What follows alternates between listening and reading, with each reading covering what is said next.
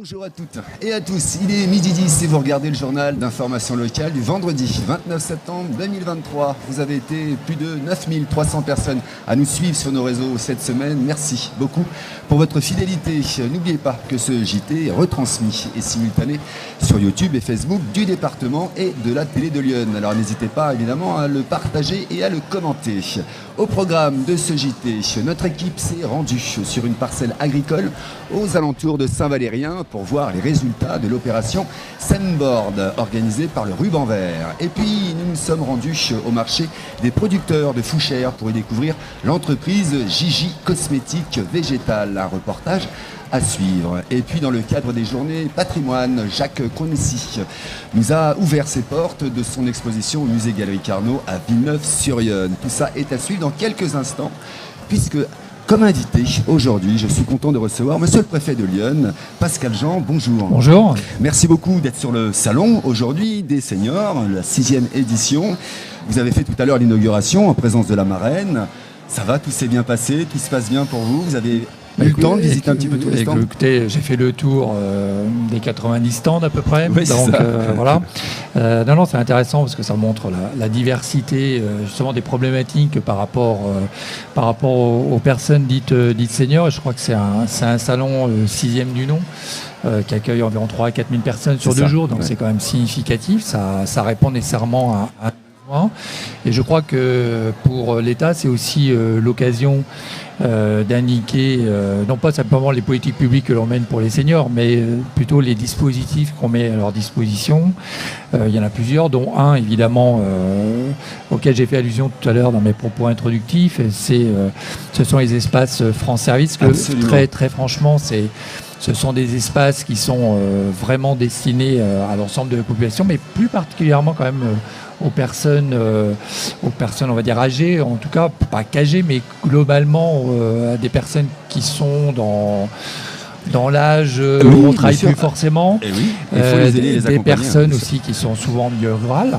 Donc les espaces France Service, il y en a 33 dans Lyon. J'allais le dire. Dites donc, vous me prenez toutes mes questions. Je suis désolé, mais non, c'est très bien. Mais c'est vrai que c'est important, ça veut dire que le maillage il est fait. Oui. Et on est en plus aidé en cela par le conseil départemental qui a un bus. Ouais. Et pour coller à l'actualité du salon, on a évoqué avec le président notamment du conseil départemental la question d'aller vers, notamment les EHPAD, oui, qui très souvent sont des personnes qui ne rentrent pas dans la cible, puisque par définition, elles ne bougent pas de l'EHPAD. C'est ce que j'allais dire. Et donc l'idée, c'est d'aller vers elles. Donc c'est encore une fois compléter et puis finalement développer un véritable service aux personnes et aux populations. Ça fait combien de temps que justement que ce service a été mis en place? Écoutez, ça fait plusieurs années, ça fait sur plus de 3 ans. C'est à la suite notamment des événements qui ont eu cours lors du premier quinquennat du président de la République. Et donc c'était une réponse, et pas simplement une réponse en promesse, c'était une réponse surtout attendue, et c'est une réponse qui collait aux besoins des personnes. Et au vu du succès de fréquentation, en fait, il y a plusieurs choses qui ont été décidées par le gouvernement, c'est notamment la multiplication de ces structures. Donc nous, on en aura 34 dans Lyon. Il en reste une. Ça sera les derniers. Ça sera pour le moment. Mais il y a aussi la diversité des missions, tout ce qui est allocation sociale, retraite, impôts, puis également toutes les démarches administratives qui concernent particulièrement les personnes seniors. Est-ce que c'est un retour du service public justement en fait, le service public il a toujours été là. Simplement, c'est un service public qui est proposé de façon différente, avec une sorte de guichet unique en réalité, avec différents services. Donc ça peut aussi présenter un intérêt. Généralement, c'est plutôt à moins de 30 minutes du domicile de chacun. Donc c'est quelque chose qui est accessible. Et puis, il y a la qualité du service, et c'est aussi la nouvelle phase qui va commencer en 2024, c'est d'évaluer ce qu'on peut améliorer, ce qu'on peut également, quels sont les services qu'on pourrait compléter, par exemple. Là, je vous en ai donné un tout à l'heure sur les EHPAD, mais ça peut être également dans des endroits où il y a beaucoup d'entreprises, par exemple un guichet, en tout cas éphémère, mais de la Banque de France. Oui, dédié au monde économique. Exactement, par rapport aux entreprises. Donc voilà. Donc c'est-à-dire que c'est quand même un espace de service public au pluriel qui tend à s'élargir et à répondre à de multiples besoins de la population, à la fois population retraitée, active, comme pour les entreprises. Et alors en plus, dans Lyon, on est bien lotis puisque vous avez un parrain, ma foi, qui est prestigieux puisqu'il s'agit de Guy Roux. Il a dit oui facilement pour être le parrain de France Service dans Lyon. Ou est-ce que c'est France Service National? Non, on a souhaité, j'ai souhaité qu'on communique différemment sur les espaces France Service, parce que tout simplement, je crois que c'est un véritable service public. En tout cas, l'État apporte un véritable service à la population. Comme notre cible, c'est quand même en partie des personnes âgées, en tout cas qui ont plus de 50 ans, ou qui s'approchent de la retraite, plus celles qui le sont. C'était important qu'une figure iconaise, qui soit connue de tout le monde, participe à cette promotion. Et lorsqu'on lui a parlé, non seulement il a accepté volontiers, donc on utilise son image et son aura, mais il fait plus que ça, puisque c'est pas simplement sur des brochures. C'est pas qu'une photo, c'est qu'il vient avec nous. Il se déplace, voilà, exactement. Donc, on inaugure une France Service, il vient avec nous et il aime bien parce que finalement il se rend compte, lui-même a découvert finalement l'utilité de ce service, donc c'est un très bon relais, un très bon prescripteur pour les espaces France Service. Merci beaucoup monsieur le préfet, vous l'avez compris, France Service sur le territoire du département de Lyon et un peu partout dans Lyon, on l'a dit, il y en a donc 32 et bientôt 30, il y en a 33, plus un bus itinérant. C'est ça, plus un bus itinérant. Donc n'hésitez pas à vous rapprocher de vos mairies qui seront vos conseillers ou tout simplement de téléphoner directement sur la plateforme. Vous avez tous les renseignements sur Internet, sur France Service. Monsieur le préfet, je vais vous libérer. Merci beaucoup. Merci à vous. Vraiment, merci à vous. Merci. Et puis, vous pouvez y aller si vous le souhaitez. Et nous, on va reprendre le cours de notre journal d'information en remerciant encore Monsieur le Préfet Pascal Jean d'être intervenu sur ce journal d'information. Allez, alors là, sans transition, mais aucune pour le coup, planter des fleurs sur les chemins ruraux pour ramener de la biodiversité, c'est l'objectif de l'opération Samboard. Notre équipe s'est rendue sur une exploitation agricole mercredi 6 septembre pour voir l'avancée du projet organisé par l'association Le Ruban Vert. Mercredi 6 septembre, aux alentours de Saint-Valérien, proche de Sens, nous nous sommes rendus sur une exploitation agricole pour assister au relevé de la biodiversité de l'opération Semobor, un programme entamé en mars 2023, organisé par l'association Le Ruban Vert. Guy-Michel Desmartins, agriculteur participant à l'opération, nous explique en quoi consiste le Semobor et revient sur la mise en place du projet. Le Semobor, c'est le principe de semer une bande de 1 mètre sur l'emprise du chemin, d'un chemin rural qui fait 6 mètres de largeur à l'origine. Donc on va semer sur le bord du chemin une bande de 1 mètre là c'est des fleurs, mais de couverts pour enrichir la biodiversité. Ça permet d'agrémenter et de créer des couloirs écologiques sur des plaines aujourd'hui qui, après moisson, peuvent être désertiques. Pour pouvoir mettre en place ces fleurs, il a fallu qu'il y ait un travail du sol en amont. L'idée c'est de mécaniquement ouvrir le sol, casser les régras une première fois, une deuxième fois au mois de mars, une troisième fois en avril pour vraiment faire des faux semis, on appelle, c'est pour enlever donc tout ce qui va être les plantes estivales et mettre en place les fleurs fin avril, début mai. Donc ils sont arrivés tardivement et les premières floraisons sont arrivées sur début juillet. Et là depuis, on est début septembre, ça n'arrête pas de fleurir et on a des mélanges qui s'expriment vraiment fort où tous les 15 jours on a des nouvelles espèces qui apparaissent. Ça avait du mal à partir, assez froid. Enfin bon, alors on a des saisons qui sont un peu compliquées où on a du chaud là où on ne devrait pas en avoir, on a du froid là où on ne devrait pas en avoir. Donc ça a été compliqué à mettre en place. Mais une fois développé, on se retrouve vraiment avec des belles bandes riches, vraiment en couleurs et en fleurs et en insectes aussi. Donc un inventaire sera fait par le Ruban Vert pour les pollinisateurs et auxiliaires qui sont présents sur ces bandes.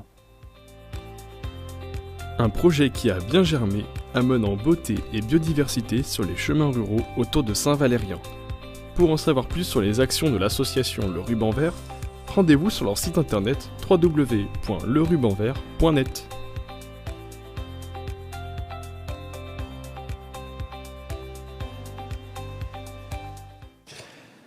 La télé de Lyon, toujours au plus proche du territoire. Nous sommes allés à Fouchères. C'était le marché des producteurs samedi 16 septembre dernier.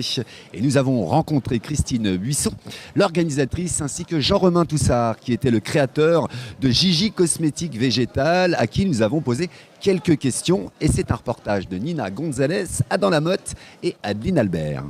Samedi 16 septembre, au marché de la ferme Fouchères, nous avons rencontré Christine Buisson, apicultrice et organisatrice, qui nous raconte tout. Ce qui se passe aujourd'hui, c'est un marché à la ferme, dans le cadre du réseau Bienvenue à la ferme. Là, j'accueille des producteurs du réseau et quelques artisans aussi locaux. Ça fait déjà ici au moins 15 ans que je fais ce marché et qui remporte quand même un vif succès. Jean-Romain Toussard, herboriste présent sur le marché, nous parle de son entreprise de cosmétiques végétales. Je suis artisan en cosmétique végétale. Pourquoi? Par opposition à la cosmétique conventionnelle où on va utiliser des dérivés du pétrole, donc des matières non naturelles. Ou moi, par la formation en herboristerie que j'ai fait, donc une formation sur 2 ans où on acquiert toutes les compétences sur la reconnaissance des plantes et leurs propriétés. J'ai développé une gamme de cosmétiques toujours en partant justement des plantes. Donc c'est vraiment ce que je mets au cœur de la création de mon activité et donc tout ce que je propose que vous voyez ici. Et aujourd'hui, c'est un marché de producteurs. Marché de producteurs, ce qui est intéressant, c'est chaque consommateur peut venir à la rencontre des producteurs locaux et donc déjà échanger avec lui sur sa façon de travailler, sur l'implication qu'il met dans son travail, sur la qualité. Et donc pour moi, c'est vraiment valoriser ce que je fais en tant que producteur. Pour pas, des fois, on peut être associé avec des distributeurs qui vont se contenter d'acheter à des grandes marques, à revendre et à faire une marge.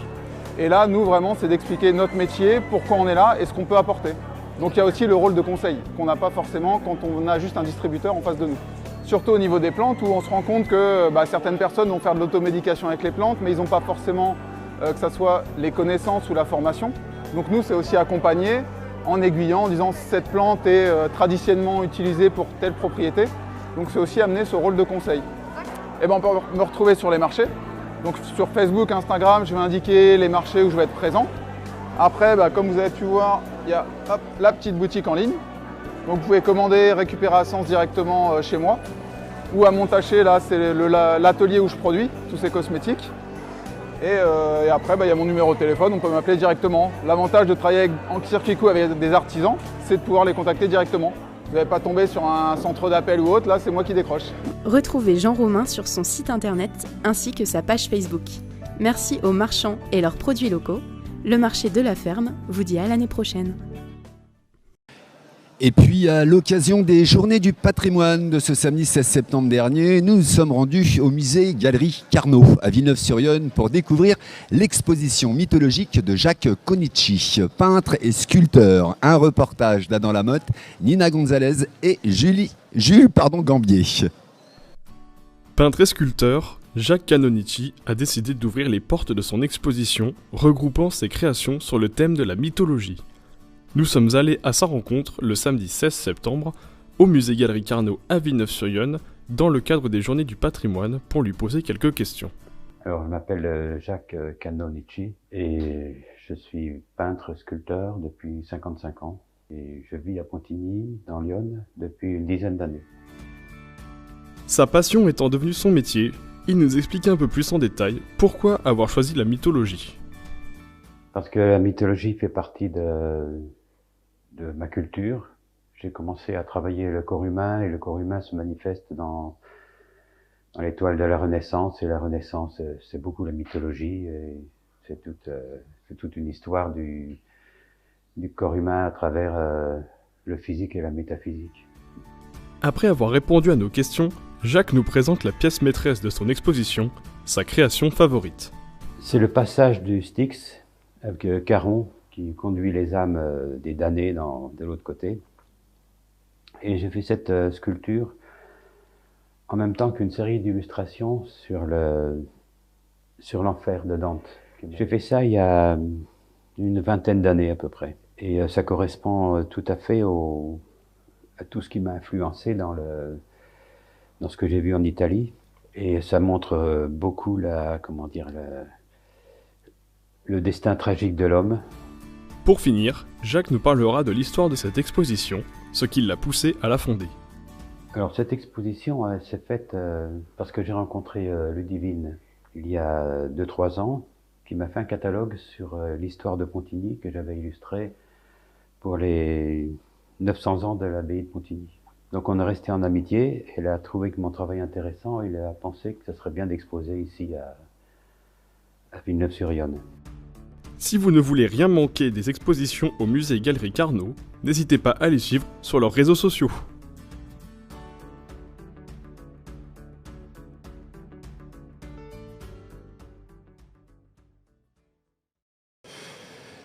Voilà, j'ai fait une petite erreur dans le nom de famille de notre peintre-sculpteur, c'était Jacques Canonici. Voilà, c'est rectifié, je me suis fait disputer juste derrière.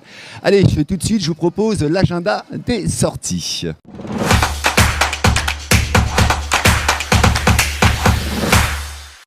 Ce samedi 30 septembre à 20h à la salle des fêtes de Véron aura lieu le festival Musicona. Alors n'hésitez pas à y aller, l'entrée est gratuite, une restauration est sur place et c'est disponible.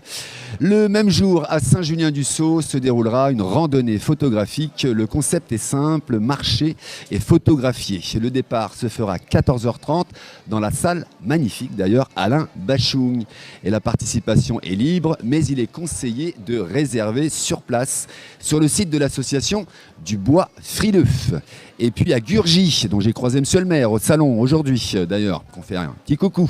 Et bien à Gurgy, dans la friperie du CSAS, la braderie d'automne ouvre ses portes, donc disponible tous les week-ends de 9h à 18h, samedi de 9h à 17h et dimanche, rendez-vous donc au 21 rue des Trois Cailloux à Gurgy. Voilà, c'est la fin des sorties de ce week-end.